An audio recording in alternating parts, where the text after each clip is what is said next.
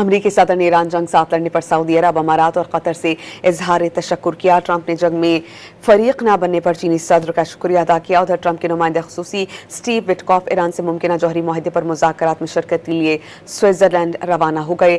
صدر Donald Trump کے داماد جیرڈ کوشنر پہلے ہی سوئٹزرلینڈ میں موجود ہیں۔ ایرانی وزیر خارجہ کی بھی آج جنیوا روانگی متوقع ہے۔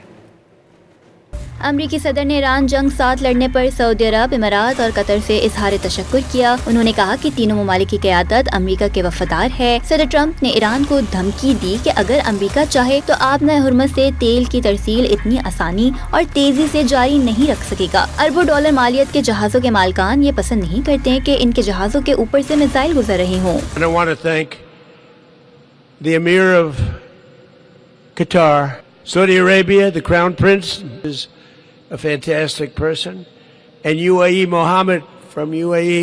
Remember, if we do that, then all of a sudden you're not going to have the oil flowing out of the strait too quickly, because people that own billion-dollar ships don't love missiles flying over them, don't love mines all over the water. ایرانی supreme leader کے عسکری مشیر محسن رضائی نے کہا کہ ایران کے خلاف حالیہ امریکی اور اسرائیلی جارحیت کے دوران امریکہ کو ایک شکست خوردہ مجرم کے طور پر پہچانا گیا۔ جنگ کے دوران واشنگٹن اور تل ابیب حالات پر اپنا کنٹرول برقرار رکھنے میں ناکام رہے، جبکہ ایرانی پارلیمنٹ کی قومی سلامتی کمیٹی کے سربراہ ابراہیم عزیزی نے امریکہ پر معاہدے کی شرائط پوری نہ کرنے کا الزام عائد کر دیا۔ ابراہیم عزیزی نے واضح کیا کہ معاہدے کی پہلی شق کے مطابق فریقین نے لبنان سمیت تمام محاذوں پر فوجی کارروائیاں فوری اور مستقل خاتمے پر اتفاق کیا تھا، لیکن امریکہ اس پر عمل درآمد میں مسلسل ناکام رہا۔ خبردار کیا کہ اس طرز عمل کے سنگین نتائج کا سامنا کرنا ہوگا۔ دوسری جانب امریکہ ایران مذاکرات کا نیا دور جلد شروع ہونے کا امکان ہے۔ امریکی نمائندہ خصوصی کے بعد ایرانی وزیر خارجہ عباس اراغچی کی بھی سوئٹزرلینڈ روانگی متوقع ہے۔ امریکی ویب سائٹ ایکسیوس کے مطابق عباس اراغچی آج ہی سوئٹزرلینڈ روانہ ہو سکتے ہیں، تاہم یہ منصوبہ بھی تبدیل ہو سکتا ہے۔ ادھر ٹرمپ کے داماد جیرڈ کوشنر پہلے ہی سوئٹزرلینڈ میں موجود ہیں۔